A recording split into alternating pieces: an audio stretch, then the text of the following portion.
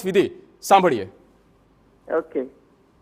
सरिता गंगाधरराव फडणवीस ईश्वर साक्ष शपथ घेतो की कायद्याद्वारे स्थापित झाले आहे अशा भारताच्या संविधानाबद्दल मी खरी श्रद्धा व निष्ठा बाळगेन। मी भारताची सार्वभौमता व एकात्मता उन्नत राखीन। मी महाराष्ट्र राज्याचा निष्ठापूर्वक व सत्सद विवेक बुद्धीने पार पाडेल आणि संविधान व कायदा यानुसार सर्व तऱ्हेच्या निर्भयपणे तसेच ममत्व भाव किंवा आकस न बाळगता न्याय वागणूक देईल।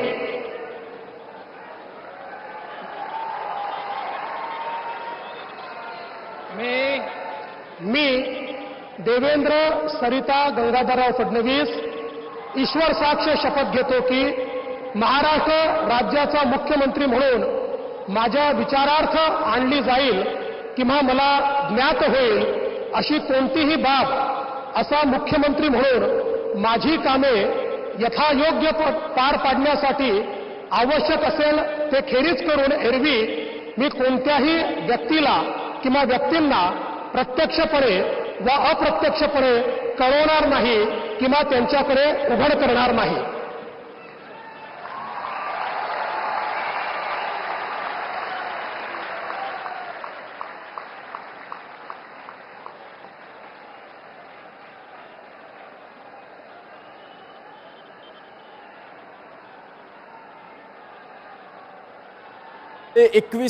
महाराष्ट्रना मुख्यमंत्री અને દેવેન્દ્ર ફડણવીસ દ્વારા શપથવિધિ સંપન્ન થઈ છે।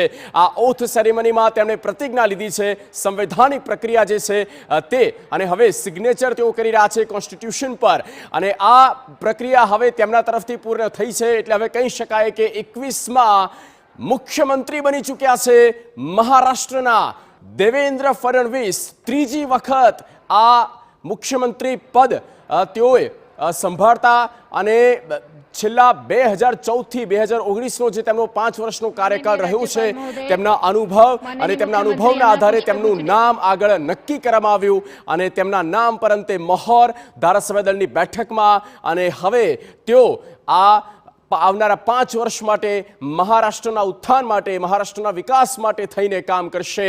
લાડકી જે યોજના છે તે યોજનાના પ્રોજેક્ટ રૂપે દેવેન્દ્ર ફડણવીસે તેમના કોન્સ્ટિટ્યુશનમાં પણ ઘણા કામ કર્યા છે, અને સાથે આખા મરાઠાવાડની વાત હોય કે પછી અન્ય મુંબઈકર નોર્થ મહારાષ્ટ્ર ત્યાં પણ તેમનો એ જ પ્રભાવ રહ્યો છે। એકનાથ શિંદે બીજા ક્રમાંકે